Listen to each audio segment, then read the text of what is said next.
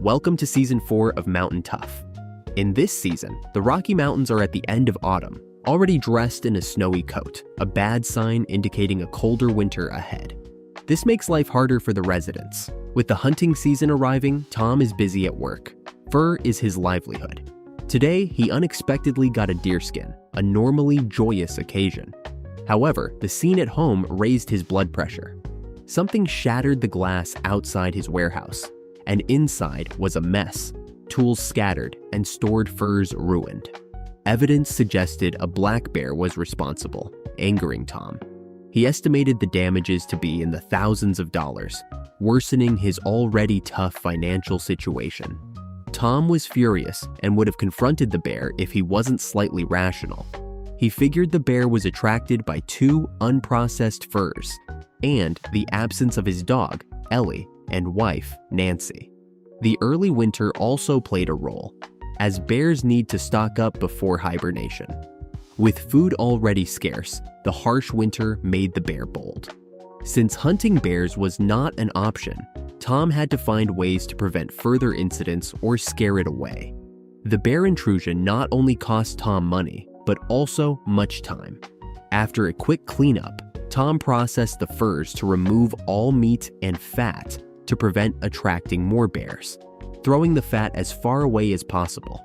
Venturing deep into the woods, Tom remained cautious, never knowing what danger might arise. Hence, he carried a shotgun. However, the feared encounter happened. Spotting a dark figure, Tom realized it was the bear. In a rage, he charged with his fire stick, ready for a showdown, startling the bear into fleeing. Though Tom's action was brave, he regretted it after calming down. Fortunately, bears are usually timid around humans. To prevent future incidents, Tom needed effective measures. Meanwhile, in the isolated Alaskan Revelation Mountains, another man was busy gathering wood to build a unique wilderness cabin. This man was fur trapper Marty. Last winter, Marty came to this unfamiliar territory to homestead and reaped a rich reward. This year, he returned early to build a permanent residence to facilitate prolonged hunting stays. Marty has been here a week, and the basic structure of the house is taking shape. Those who watched Season 2 may remember Marty and his apprentice building a small cabin, which was quite exhausting for them. Now, Marty is building this cabin alone, which is considerably more challenging. Marty is selective about his timber, choosing logs about 25 centimeters thick and only straight spruce trees. Once he finds the right ones, he cuts them down. Before transporting, he processes them because they're too long and heavy to move alone. The processed timber is then moved to a portable sawmill for secondary processing. Powered by Marty's chainsaw, the logs are cut to have 3 flat sides and then installed on the wooden walls. The complexity of this method mainly stems from the lack of help, as it would be impossible for him to secure the logs onto the walls alone without flattening them. Marty isn't particular about the cabin's appearance. His main concern is its insulation, as winters here are exceptionally cold. With the Alaskan winter approaching and daylight hours decreasing, Marty needs to finish the cabin quickly. The chainsaw is one of his most essential tools, but it occasionally malfunctions, such as when the chain gets stuck. However, Marty, being experienced, easily fixes these issues. Suddenly, a fierce wind begins, causing trees to sway dangerously. Marty's first thought is that a dust storm is approaching, so he rushes to check on his airplane, which could be flipped by the storm. As the only means of transportation in and out of the area, he cannot afford to be stranded here. The plane is parked on a nearby clearing, swaying in the strong winds, but luckily not in the storm's center, so Marty is not overly worried. Yet this sudden change in weather is a concern. The storm disrupted Marty's plans. He was supposed to fly home today, as the hunting season is near, and his hunting gear is still at home. With his supplies running low and flight impossible under current conditions, Marty decided to pack his luggage and planned to fly back home first thing tomorrow, hoping the storm would have ceased by then. Black bears not only attack but also raid homes. Since hunting them is not allowed now, Tom had to defend passively. He called his friend Will to help secure his warehouse. They boarded up the windows and installed bolts on the wooden door, preparing for the bear's hibernation. They also placed nail mats at the warehouse door and beneath the windows. If the bear returned, these nails would deter it. As the weather grew colder and snow covered the land, days passed, and Nancy and Ellie returned home. This morning, Tom and his wife discovered fresh bear tracks in the snow, indicating the persistent bear had visited again. They followed the tracks to the warehouse and saw many footprints on the nail mats, suggesting the bear suffered there last night. Tom believed the bear, having learned its lesson, wouldn't return, allowing him to safely process the furs again.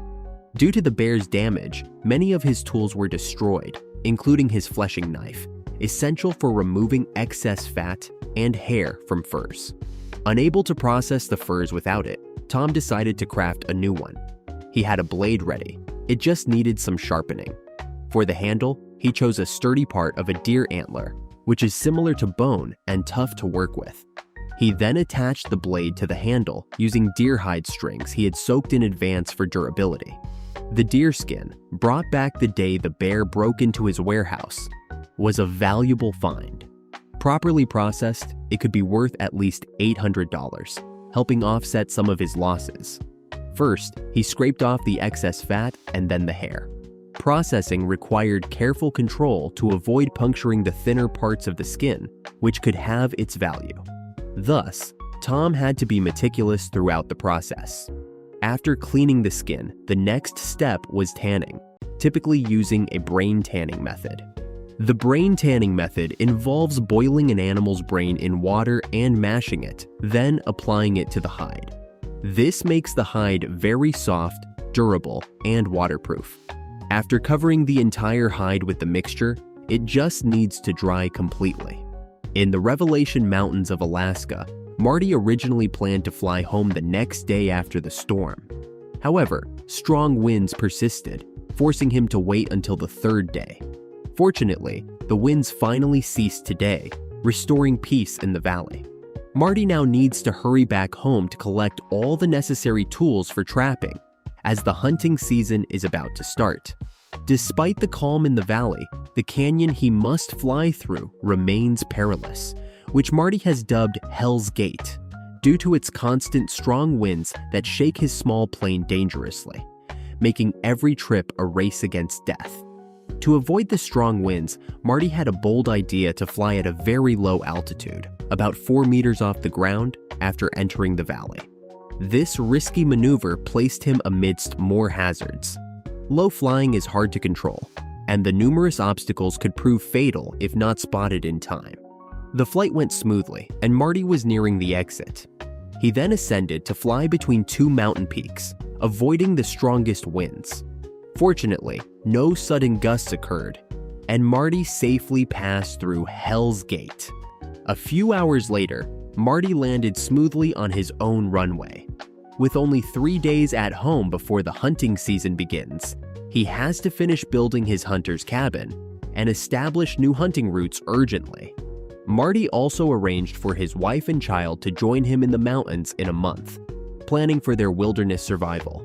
In these 3 days, Marty needs to prepare for the month ahead for his family, having already stocked the refrigerator with plenty of meat. Now he just needs to gather some firewood for daily use. Marty's preparation, much like Tom's, is meticulous and thorough. Marty manages all major and minor tasks at home himself, and both he and his friend pamper their wives greatly. In the following days, Marty takes his daughter to gather firewood. Once they have enough, he plans to transport a large amount of hunting gear to his hunting grounds. As long as it fits, Marty doesn't hesitate to load his plane. You might wonder why he doesn't stay a few more days to spend time with his family. Marty would like to, but he can't afford to delay. With the approach of winter, daylight hours in Alaska are dwindling. His hunting cabin is still unfinished, and he needs to establish a new hunting trail. With the hunting season drawing near, Marty worries about running out of time, prompting his early return to the Revelation Mountains to set up the new hunting trail. For this trip, Marty has brought a large number of traps, enough to set up a 40-kilometer-long hunting line. To prevent a repeat of a previous wolf intrusion, he's also brought several large traps. Additionally, he has stocked up on plenty of fuel, indicating his plans for a major expedition this year. After loading everything onto his plane, Marty bids farewell to his wife and child. However, the separation is brief as they will join him in a month.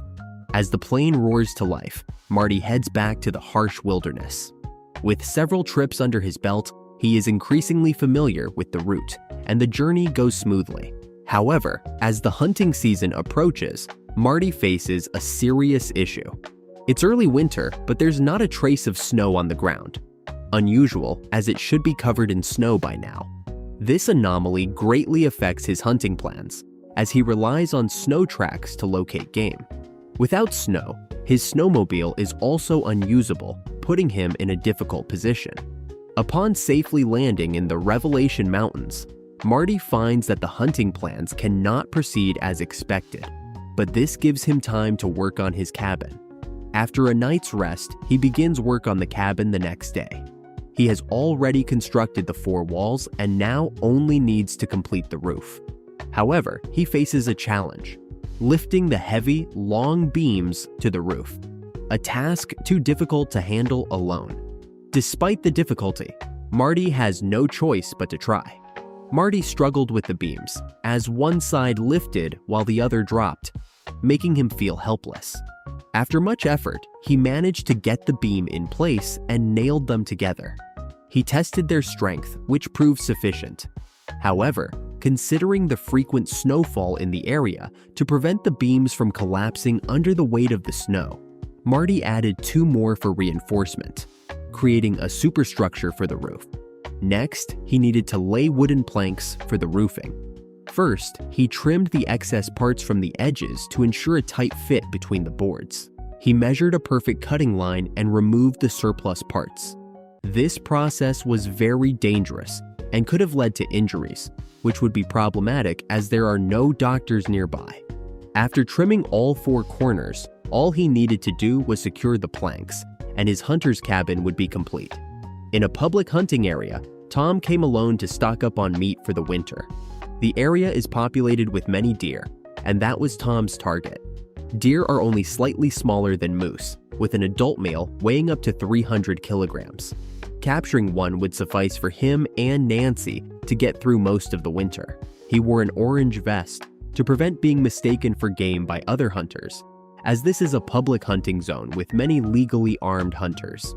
In the wilderness, unexpected situations can arise, and if an accident occurred, the orange vest would help rescuers identify him. One might wonder if such a bright color affects hunting. The answer is yes, but most animals are colorblind, seeing only in black and white, and deer are among them. However, deer have very sensitive smell and hearing, making it difficult to approach them quietly.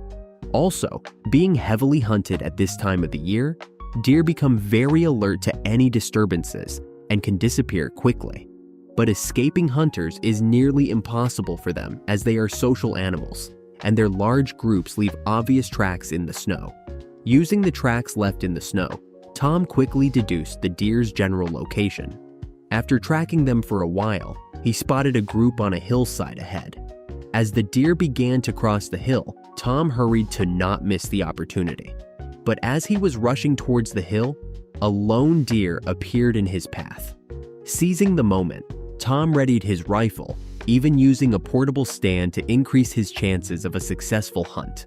However, just as he locked onto the target, an awkward situation occurred. The deer turned its back to him.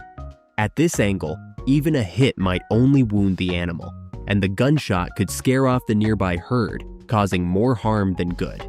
After some deliberation, Tom decided not to shoot and watched the deer disappear from sight, hoping for another opportunity. Tom continued searching around the hillside for another opportunity. Luckily, the deer herd had not gone far. He spotted a large, foolish-looking deer poking its head out at the top of the hill. Tom quickly raised his rifle as the deer, seemingly confused, looked in his direction. unaware that its fate was about to be sealed. Successfully hunting this deer brought Tom much relief, as it meant he had secured enough meat for the winter. Now, he needed to quickly process the deer, removing and discarding the entrails. A wasteful act, but necessary for Tom. Despite this, the hunt was very profitable for him, yielding a large amount of meat and a valuable deer hide worth hundreds of dollars, plus 2 deer tusks valued at $300 each. The Revelation Mountains welcomed their first snow of the year, alleviating Marty's concerns. His long-awaited hunting moment had finally arrived. Marty's hunting cabin was nearly complete, lacking only a roof. He decided to pause this task to focus on establishing his new hunting line.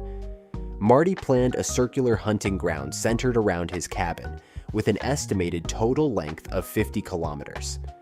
To ensure a successful season, he prepared 150 traps for this route, averaging 3 traps per kilometer. Since this area was undeveloped, Marty needed to continually clear new paths, making his upcoming work quite challenging. Marty then started his busy day. Some might wonder how he got his snowmobile there. Before building the cabin, he had dismantled it into parts and transported them by plane for assembly on site. After traveling some distance, Marty found tracks of a marten and decided to set his first trap there. He used the same method, cutting down a small tree, securing it at an angle to another tree, and placing bait at the top with a trap just below. He then smeared some expired chili sauce on it to complete the setup. After setting this first trap, Marty drove to the next location. In this undeveloped jungle, he frequently had to stop and clear obstacles. Time flies when busy, and 4 hours passed quickly. Given the pioneering nature of his work in this jungle, Marty had only set about 20 traps in this time. With daylight dwindling, he decided to call it a day. After a long night, Marty set out early the next morning on his snowmobile to check the traps he had set the previous day, hoping for a surprise catch. Unfortunately, the first trap was empty. Undeterred and maintaining his optimism, Marty moved on to the second trap, but it was also empty. Keeping his hopes up, he quickly checked the rest of the traps he had set the day before, but sadly, none of them had caught anything. Marty began to doubt whether his plan had been overheard by someone, scaring away all the martens. However, his doubts were soon dispelled when he saw a marten hanging quietly in one of his traps. Based on last year's prices, Marty had successfully earned $200. His good fortune didn't end there. When he checked the last trap, he found another marten, bringing his total earnings for the day to $400. As Marty was preparing to return to camp, a line of animal tracks in the snow caught his attention. With his extensive experience, he immediately recognized these as valuable fur-bearing animal tracks, potentially more lucrative than the marten. Clearly, Marty wasn't going to miss this opportunity. Tom, hearing about Marty's success with trapping martens, decided to try his luck as well. After preparing his hunting gear, Tom set off on his snowmobile. Martens usually inhabit higher elevations, so he headed up the mountain. A heavy snowfall the night before had added over 30 centimeters of snow, making the journey especially challenging, particularly on uphill slopes, where the fresh, loose snow made it easy for the snowmobile to get stuck. Fortunately, Tom was strong and managed to free his vehicle quickly. After solving this issue, Tom continued his hunting trip, increasing the throttle to avoid further incidents and navigating over uneven hills until he reached his destination. Upon arrival, Tom was immediately greeted with good news. He found signs of marten activity. He swiftly set up his first trap using a slightly different method than Marty, but the principle was the same. He cut down a small tree, then tied it to another. The main difference was in the sophistication of his trap and bait. Tom used rotting beaver meat placed deep inside a box, with the trap set at the entrance. Any animal trying to reach the bait would surely get caught. Additionally, to attract more prey, he added extra bait, a piece of rotting deer skin smeared with a concoction of pungent ingredients. Tom even went as far as burning the bait with a Chinese brand lighter to spread the intense smell, which was so strong that he had to cover his nose with a handkerchief. It seemed likely that Tom's trap would have a higher success rate. Time flew by, and it soon grew dark. Tom managed to set up 12 traps before it was completely dark and had to rush home. He planned to return the next day to check the traps. After a night's rest, Tom was back on his snowmobile early in the morning, full of hope as he approached the first trap. From a distance, he could see it was empty, but he got off his vehicle to take a closer look, just to make sure. Seeing no signs of capture, Tom pressed his face close for a final, detailed inspection. Confirming it was indeed empty, he reluctantly drove away. Although Tom's first trap was empty, he remained confident in his trapping skills. However, as his confidence was high, so was his disappointment. The next few traps were also empty, dealing a heavy blow to the seasoned hunter. Despite feeling very dejected, Tom did not give up on checking his traps. It was not until he reached the last trap that he finally saw a glimmer of hope: a marten quietly hanging in the trap. Excited, Tom immediately stopped his snowmobile and rushed over. Holding the young adult marten, Tom noted that catching such a young animal indicated a healthy ecosystem in the area. If it had been an older marten, it would suggest the ecosystem was deteriorating, and he would need to find a new hunting spot. So, if Tom persisted, he could potentially earn a good income from this area, with the marten's fur valued at $500. Meanwhile, Marty was looking for ways to make some extra money. Recently, an unsuspecting animal had wandered into his hunting area, and today, Marty decided to target it. However, unlike the marten, this animal did not prefer carrion, so the bait used previously for martens was not the best choice. Marty planned to find more appealing bait for this animal. Since it did not have a keen sense of smell, relying on strongly scented bait would not work. Instead, its vision was very sharp, so Marty needed to exploit this trait. Its favorite food was lean meat, but fresh rabbit meat was unavailable in the area. Marty decided to use another Alaskan delicacy, the grouse, as a substitute. Grouse typically feed on tender shoots, seeds, and insects, and are often found near pine trees because of their diet. Due to their small size, Marty switched to a small caliber shotgun to ensure the grouse meat remained intact, as a large caliber shotgun would completely shatter the bird. The grouse's black and white feathers helped it camouflage well in the snowy conditions. Marty scoured the bushes repeatedly, but saw not a single feather. Forced to change locations, he followed a stream forward. Fortunately, it wasn't long before Marty spotted his target, a plump grouse sitting leisurely on a branch, unaware of Marty's approach. Marty didn't give it time to react, and a quick shot took it down. He noticed another grouse on a nearby branch, if his guess was right, suggesting they were likely a pair. So Marty unhesitatingly took it as well, believing that a family should stay together. Not only had he secured bait, but he also had his dinner sorted. While the grouse was still warm, Marty prepared the breast meat for dinner and saved the rest for setting traps. He then found a suitable spot and began setting up his trap. Marty typically used single compartment traps, and this time was no exception.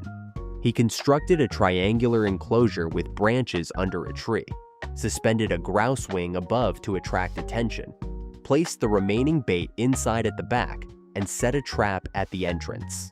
Now, do you think Marty will be successful with this setup? After a night's wait, Marty hurried through the forest early the next morning to check his traps. He also checked his marten traps along the way. Marty's luck was good today. The first trap he checked yielded a marten, earning him $200. However, his luck didn't extend to the other traps. After several empty ones, Marty reached his new trap setup and was puzzled to see the trap missing. Following the disordered tracks on the ground, he guessed the prey had dragged it away. He tracked the marks and soon found the unfortunate animal hiding under a tree. To end its suffering, Marty quickly dispatched it with a shot. Holding his prize, Marty felt delighted. He had just earned another $500, totaling $700 for the day. A truly lucky day for Marty. If every day went like this, he could have a very profitable winter. Recently, something brazen targeted Tom's pigeon coop.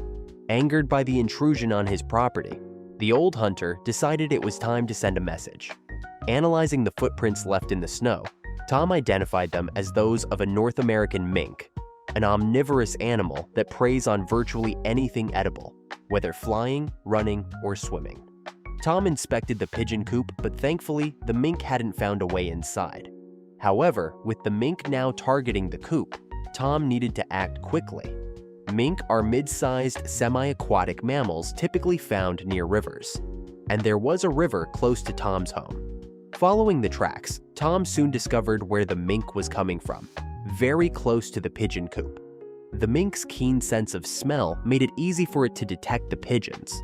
Although it hadn't found a way into the coop this time, next time might be a different story. With winter making food scarce, Tom knew the mink would likely return to his pigeon coop. To eliminate this nuisance, Tom decided to use a trap. He returned to his storage to retrieve an old mink trap and bait. Tom planned to use beaver meat as bait and stuffed a lot of pigeon feathers into the trap to lure the mink. But he didn't stop there. He also applied a strong-smelling sauce around the box before setting out with the trap. Tom placed the first trap by the riverbank. If the mink tried to eat the beaver meat inside the box, it would surely be caught by the trap at the entrance. He set the second trap halfway up the hillside as a backup if the first trap failed. To ensure nothing was left to chance, Tom also set a third trap in front of the pigeon coop's door. Tom was determined to rid his property of the mink. Once everything was in place, all he had to do was wait for the mink to fall into his trap. The next day, Tom went to the pigeon coop early in the morning. Unfortunately, this trap was not triggered, and there were no signs of mink activity around it. Wondering if the mink had not visited last night, Tom proceeded to the trap on the hillside, which was also untriggered. Baffled by the same outcome, Tom pinned his hopes on the last trap. When he saw the prey in the trap, Tom realized the mink hadn't made it past the first challenge, explaining why there were no signs of it along the way. Although mink fur isn't very valuable, and despite Tom's expert skinning skills, the mink was worth at most $20. So, Tom was somewhat disdainful, but relieved that his pigeon coop was now safe. Currently, Marty's cabin still lacked a roof to be completely finished. As the date to reunite with his wife approached, Marty decided to pause his hunting activities and focus on finishing the cabin. He dragged the last piece of wood into place, starting a busy day. His plan was to complete the entire roof in one day. Laying the roof required more than 40 logs. To prevent gaps between the boards, Marty had to cut the logs into 3 flat surfaces, a considerable amount of work. After cutting the last board, Marty moved on to the next task. First, he needed to hoist the boards onto the roof. The boards were very thick and heavy, saturated with moisture, weighing at least 100 pounds each. This job would be challenging without considerable strength. Once he ensured the boards wouldn't slide off, Marty climbed up the other side of the roof. In the extreme cold of Alaska, everywhere was covered with a layer of frosty snow, requiring Marty to be extremely careful. He carefully positioned himself by the rafters and nailed down the first board. Using this board as a foothold, he dragged the rest of the boards up from the side of the wooden wall. After repeating this process several times, Marty had a stable footing on the roof, which made the rest of his work much smoother. 2 hours later, the roof was completely finished. Seeing Marty breathe a sigh of relief, it was clear that building the roof had been a strenuous task. However, Marty's work was not yet finished. He brought over a piece of bacon and needed to create an opening in the roof for a smoke vent. After measuring the appropriate size, Marty used a chainsaw to cut the hole. Soon, an opening was made, and he tested it with the end of the bacon. It fit perfectly, which pleased him greatly. Now, only one last task remained: installing a waterproof layer on the roof. Marty started by nailing one corner of the waterproof fabric to the eave, then climbed onto the roof to pull the fabric into place. To prevent it from being blown away by strong winds, he secured it with wooden planks. With this, his roofing work was completely finished. Next, he awaited the arrival of his wife and child.